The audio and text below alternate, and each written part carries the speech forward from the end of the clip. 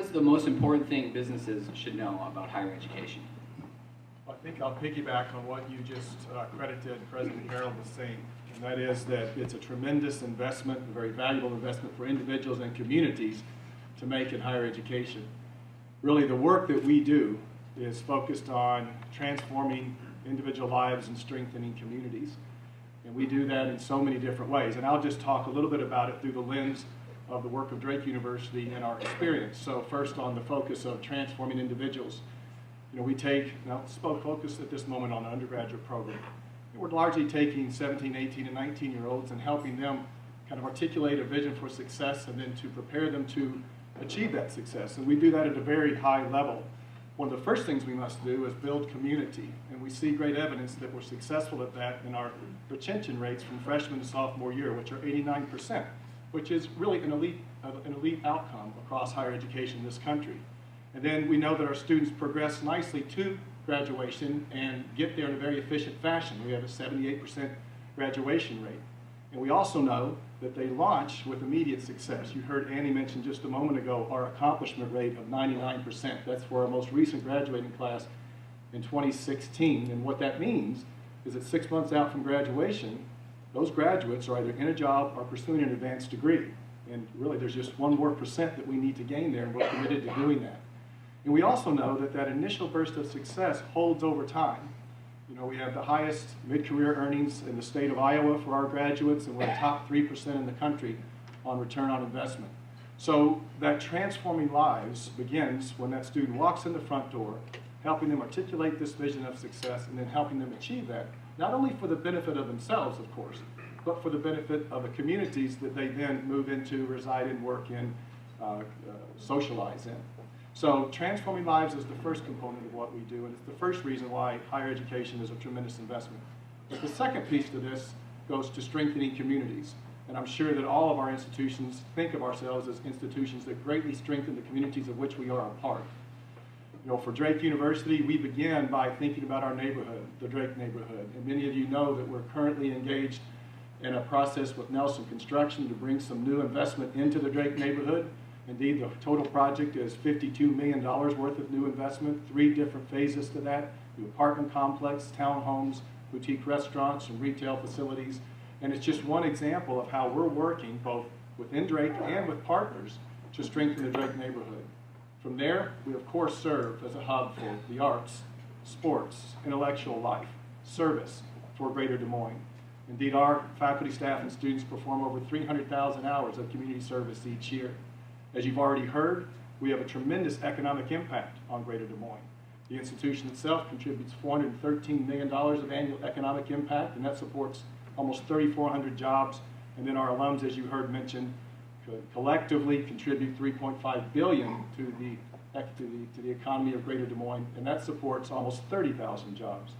And then I'll close with this, which is something that Annie said a moment ago, that just is another example of how the investment that communities make in higher education pays off many times over. Drake University is a brain-gained institution for Greater Des Moines. As Annie told you, 70% of our undergraduates come from out of state. More than 50% of our graduates stay here. That means we're importing approximately 250 new working professionals into this marketplace every single year. And if you're out there looking for talent, you know what that means. And I imagine most of you are looking for talent. And so these institutions represented on the stage, we represent tremendous investment opportunity for individuals and for communities by transforming lives and strengthening communities. Thank you. Kim? Okay, well, I'd like to speak to it from the lens of the community college system.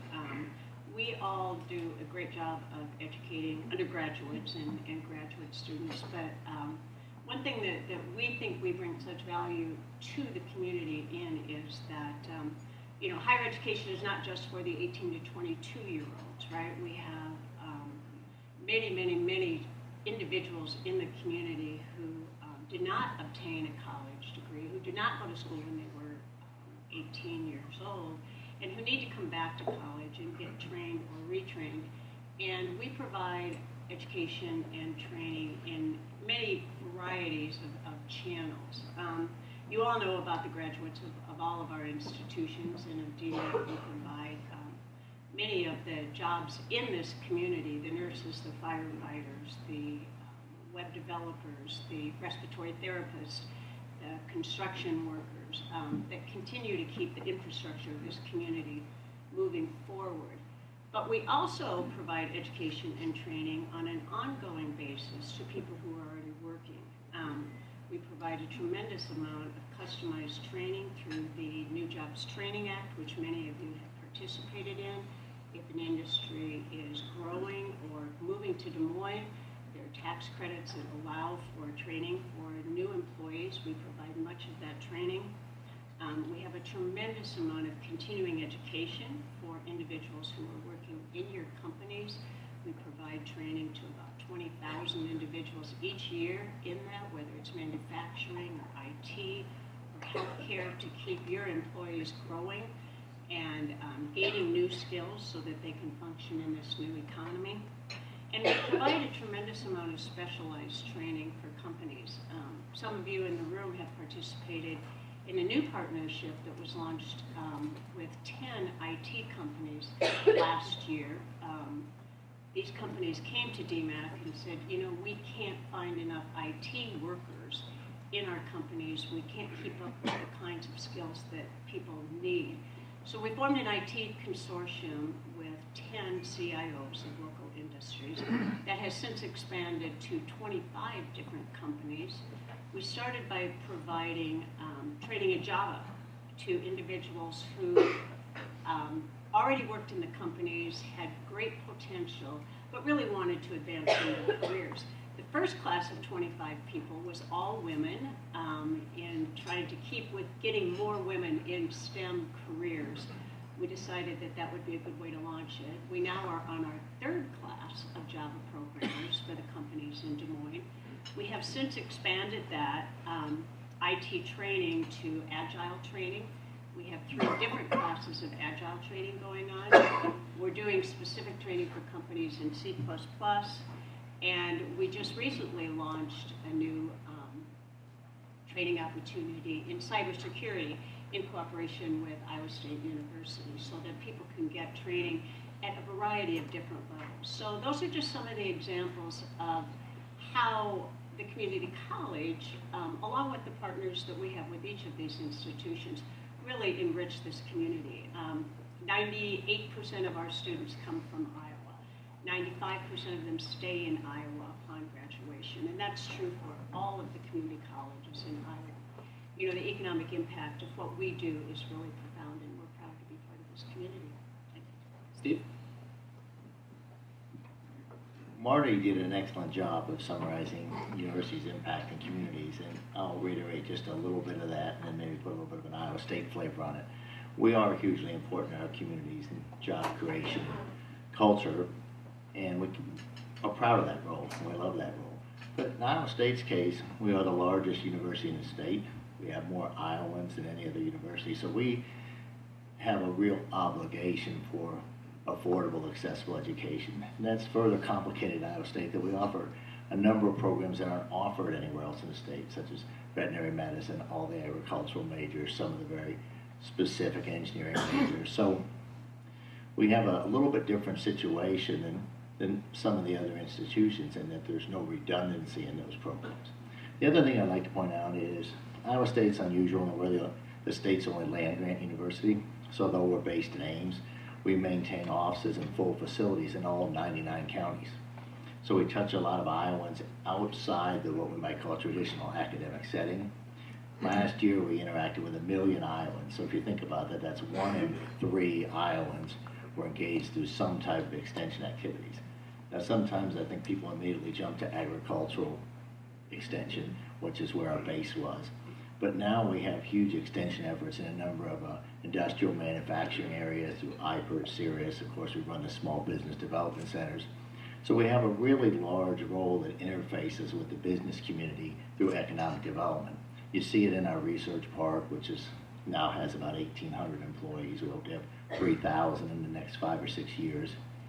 So we touch people in a lot of ways that maybe aren't the traditional academic way, and we want to continue to do that. So we'll be great partners in the classic educational area, but we also want to be better partners than ever before in economic development. Chris? Thank you. As Chris alluded to, last week I gave a talk where I tried to focus on a higher level, perhaps, of this conversation, which was, it seems to me, in joining the state a year and a half ago, that most of the conversations have been about the expense to be minimized. And someone over the holidays asked me a question of what was the most important thing we could do to reignite economic growth in the state. And I sat back and started thinking about that, and I kind of realized that maybe I was part of the issue, because I landed on the fact that we've got these major universities, and yet we're not leveraging. It's an asset that we ought to really have a different type of conversation. And I started calling some friends, and I started to do some more thinking about this, and I'm really struck by the lack of interplay between business, government, and the institutions of higher education around how to foster long-term economic development in our communities. And I started to articulate, and I'll do this real quickly, I think there are several obvious areas. I think workforce development, we've already heard, I think we all do it. I think it's very, very important. We've got to make sure those connections are strong. We're also major employers. Just our withholding taxes alone are in the $60 to $70 million a year. Our payrolls are massive. Our entire institution is $3.7 billion. It's an economic machine. And when there are we take costs out, it actually has a multiplier effect. Any of you that have taken first-year economics know the multiplier effect. That says you spend $1, it creates more than $1 of stimulation in an economy as people use their increased wages and buy more goods, and then more people buy more goods. And the best studies out there say for universities, it's somewhere between a 3 to 5 ratio. So as we take $8 million out right now, it could have a $24 to $40 million negative impact. We're purchasers, we're major purchasers, and where we purchase and who we purchase from could have a huge impact. If we skip over the Midwest and buy our goods from either coast, that obviously has a negative impact. And leveraging those partnerships. Then we are developers of real estate. We've already heard some of that conversation. How we develop. We're trying to work with Iowa City on the development of the riverfront. We're out of housing on our campus. Steve is as well. I suspect all of us are to some extent. And so the question of where we build that housing, and is it university owned or community owned or joint partnerships? They're great examples across the United States. Howard University, sitting in Washington, D.C., was sitting in a mess in inner city Washington, D.C., and working with the city, they created a huge redevelopment of the inner city of Washington starting about 8 or 9 years ago. It's a wonderful story. And then you get to the creation of intellectual property. Several of us have major research machines, and we kind of gloss over all that. And then the next question is, what do you do with that research? Is it developed around your community, or does it just licensed off to somebody else in some other state or some other country?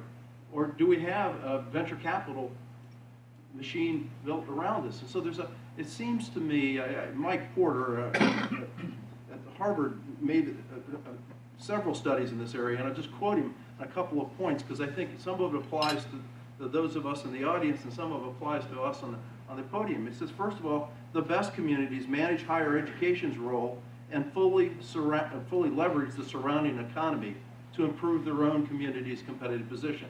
Which says, look, the community needs to reach in and figure out how the university can leverage and help shape our strategy. At the same time, on the other end, Michael said the university leaders need to understand the composition of their regional economy and where the university can contribute. So if we're not partnering and having that dialogue, then we're probably really missing something. And I've just sort of been starting on a little bit of a mission here, saying, when are we going to start that conversation? How are we going to start that conversation? What's the platform for that? How do we intersect? And then how do we, at the end of the day, we're sitting on these huge machines, let's leverage them and take advantage of them and re-stimulate our economy. I think it's really relatively simple. One example is Lee County in Alabama, of all places. There was an article on December 12th in the Wall Street Journal that talked about Lee County and how they had lost 7,000 jobs over the last decade, a decade ago, And now they've created 14,000 jobs in recovery. And the key to that was partnering with Auburn University and trying to figure out what the intellectual property was, building a venture capital community, building also a mid-tier infrastructure to make sure that the people that were graduating actually had jobs in the community. So they kept a lot of that. And they've had a growth rate that's several times higher than the average county's growth rate throughout the United States in the last 5 years. So there are examples. I think the obvious examples we all jump to are Silicon Valley or Research Triangle Park, and those are obviously great examples, or Cambridge in the UK. But I think there are greater examples. There was a study this last week. West Virginia did an economic development report, and some of you may have seen it, and it basically said, hey, we've got these universities, what are we doing with them to leverage them? And so my question is, how do we start? How can we help? Let's get going. Thank you. Kent? All right. Well, thank you, Chris. I want to thank the Business Record for this opportunity to be on this stage with such august guests, and thank you to the Business Record for organizing this around what I think is a key and a very important topic. I think what you've heard already in the statements from my colleagues is that the higher education industry is very diverse and it's highly local. But just for a moment, I guess I'd like to take you up to a national level and acknowledge Congressman Young. And so if you're in Washington looking at federal policy from that standpoint, the higher education industry in this country serves about 20 million students. There are a little over 4,600 institutions of higher education across the country. So we're a large, diverse industry, and that diversity is actually needed to support, because as you've heard from President Harreld just most recently here, is that we are very much linked to our local communities and our local economies. So it does take a variety of institutions. I would acknowledge that at Grandview University we do not have research as part of our mission. We need the research universities, we need the land-grant universities to do what they're very good at. We need that in our state and our local economy. We need the community colleges to prepare students for some of those middle skills jobs, things that our types of institutions do not do. And yet, there is a very important role for our sector, institutions like Grandview University across the state. There are about 26 of us. We enroll roughly 40% of the students pursuing baccalaureate degrees or higher in this state. We turn out about 45% of the baccalaureate and higher degrees in the state, and we do that in very localized ways. Sometimes maybe you don't know a whole lot about us because of our size. We're smaller institutions. We don't get the same kind of exposure that my colleagues to the left get, and that stands to reason in terms of impact in the state and the interest in athletic programs and so on and so forth. But we are a very important part of our local communities. Give you a little bit, just in Grandview's case, we too do an annual survey or an annual follow-up survey of our graduates. So last year we graduated a little over 500 students at Grandview University, and within 6 months of graduation, 98.5% of them were placed. Of those, 92% remained in Iowa. Of those who entered the workforce out of that class, 93% stayed in Iowa. And of those, 93% of those that entered the workforce and stayed in Iowa stayed right here in the metro area. So that adds up to about 430, 440 young people who entered the workforce in 2016 right out of Grandview University. And I would say that 68% of the out-of-state students who walked across the stage and got a diploma from me remained right here to begin their careers. So we too are helping serve the needs of the local community. So if we're so big, and if we're so diverse, and we're trying to get connected, not unlike some of what you heard from President Harreld right now, why is it that businesses are struggling to find all the talent you need? And there's a lot of discussion about skills gap, and so maybe in the Q&A portion of our program we can sort of get to those issues and drill down into why it is that there are some of those challenges. But But overall, I hope what you gain from this conversation today is a realization that our communities and our economy do need the breadth and the diversity of our higher education system across the state and across the country. Thank you.